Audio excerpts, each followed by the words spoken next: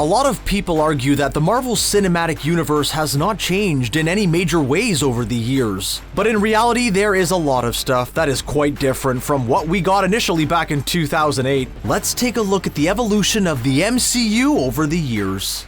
Let's start off with the most natural spot where it all began. The first film in what would become the Marvel Cinematic Universe. X-Men! Yeah, that's technically correct as of the release of Doctor Strange in the Multiverse of Madness. I know some of you have questions and we'll get to that, but that's not what we're talking about. 2008 saw the release of Iron Man, the first solo film starring Robert Downey Jr. as the tech-clad billionaire Tony Stark. This film served as the first proper project for the newly established Marvel Studios, an arm of Marvel Comics that was started in order to maintain all of the media related to their comic properties. The choice to start off with Iron Man was an interesting one, to say the least. While comic fans were pretty familiar with the old shellhead, mainstream audiences, yeah, not so much. However, Marvel was in a tough spot characters-wise. Several years prior to the beginning of production on Iron Man, Marvel had sold off the film rights to many of their most popular characters, including heavy hitters such as Spider-Man, who went to Sony, and the X-Men, who went to 20th Century Fox alongside the Fantastic Four.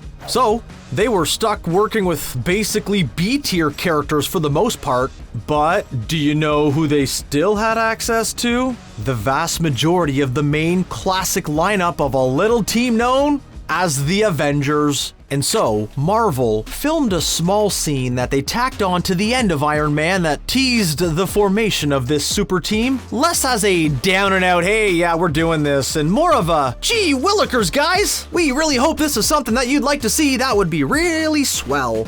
And boy, did audiences respond well. So much so that a sequel to Iron Man was put into production, and a scene was filmed featuring Downey Stark and inserted onto the end of The Incredible Hulk. A film often considered the black sheep of the MCU due to its distribution rights being owned by Universal Studios even to this day. Iron Man 2 is noteworthy as being not only the first direct sequel in the franchise, but also the one to feature the first major recasting. Terrence Howard, who played Colonel James Rhodes in Iron Man, was out, with Don Cheadle stepping in to replace him. A change for the better, if you ask me.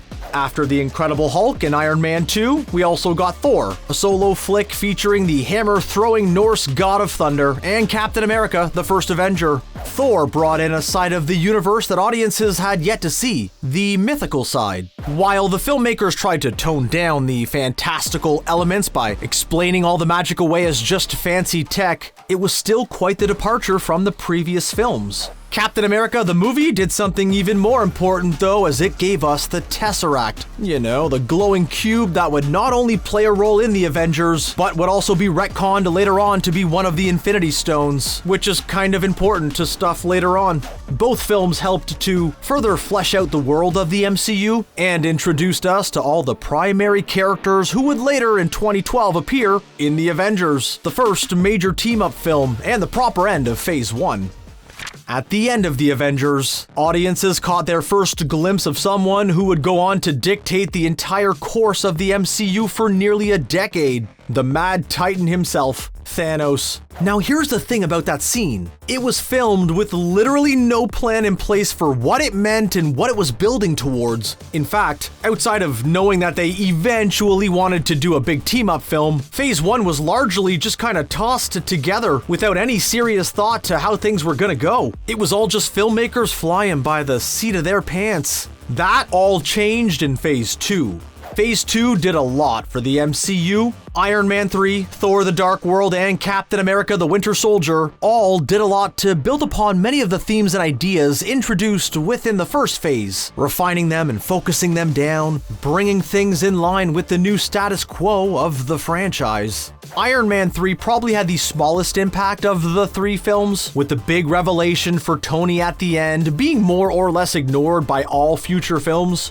Thor: The Dark World did a bit to further expand upon the mythical side of the MCU, including giving us the second Infinity Stone in the form of the Ether. Well, okay, I guess the third, because you know the Mind Stone was technically in the Avengers, but we didn't know that yet. Captain America: The Winter Soldier did something no MCU film had done yet, introducing a new genre to the franchise. In this case, a spy thriller. Not a traditional one, mind you, as it's all superhero-y, but still it's something. The first non-sequel film of Phase 2 was Guardians of the Galaxy, which is actually kind of a big deal.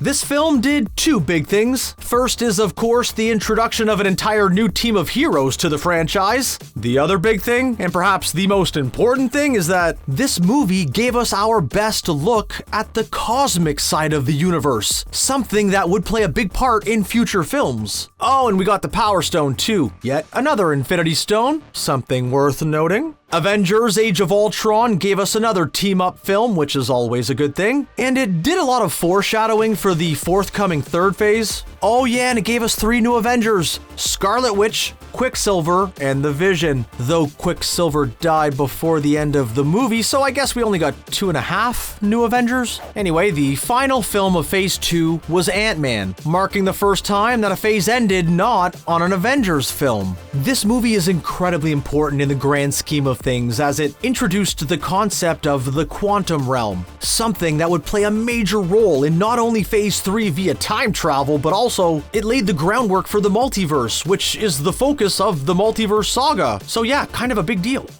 Oh boy, okay, Phase 3 is a bit of a beast, considering the fact that it is nearly double the size of either Phase 1 or 2. There is a lot of this that needs discussing, so we're just gonna kinda blaze through it. This phase is when things really ramped up, moving to a multi-film-a-year release schedule in order to get things out quickly. While Phase 2 is where the proper planning began behind the scenes, there was a lot of ground that needed covering in order to get the story where it needed to be for Infinity War and Endgame to happen. First up was the third Captain America film, Civil War. This film set the tone for the whole phase, as it split the Avengers down the middle due to the ratification of the Sokovia Accords, something that ultimately wound up mattering very little, but at the very least complicated things for a while. This left Earth's mightiest heroes in a weakened spot. However, not everything was bad, as this movie also gave us the introductions of Black Panther and Spider-Man, both of whom had their own films within the phase that gave the characters their own development. Spider-Man here is of particular note, as his very inclusion is kind of astounding when you think about it. It showed that the MCU was big enough of a cultural force, as well as a cash cow, to bring together major film companies in ways unimaginable only a few years before. That's really impressive. Doctor Strange not only brought actual full-on sorcery into the MCU without a tacked-on attempt to explain it with science, yeah, we're looking at you, Thor, but it also gave us another Infinity Stone in the form of the Eye of Agamotto, aka the Time Stone. Oh, and it subtly did some additional multiverse setup. Guardians 2 and Thor Ragnarok both pulled considerable weight in further fleshing out the cosmic side of the MCU, with Ragnarok giving us an actual fun Thor movie, which was a nice change of pace. Then we come to Infinity War. This movie was the beginning of the climax of the Infinity Saga.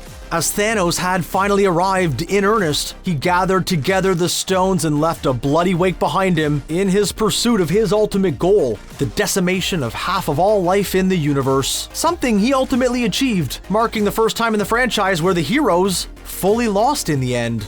Captain Marvel gave us more cosmic stuff, as well as the first film in the MCU led by a female presenting superhero, which is cool. But the big one here is Ant-Man and the Wasp, which was even more set up for time travel and everything involving the quantum realm, leading us directly into Endgame. The culmination of everything that we had seen up to that point. This is where time travel became a bit of a big deal, as the Avengers used it to gather the Infinity Stones before Thanos did, and retroactively saved the day, returning everyone who had gotten dusted back to life, as well as defeating Thanos. Though a few original Avengers were lost along the way, which is a bit of a bummer, but considering that many actors' contracts were coming to a close, it is completely understandable. So that was the end of the Infinity Infinity Saga. There was one more film in Phase 3, Spider-Man Far From Home, though that was really just an epilogue more than anything.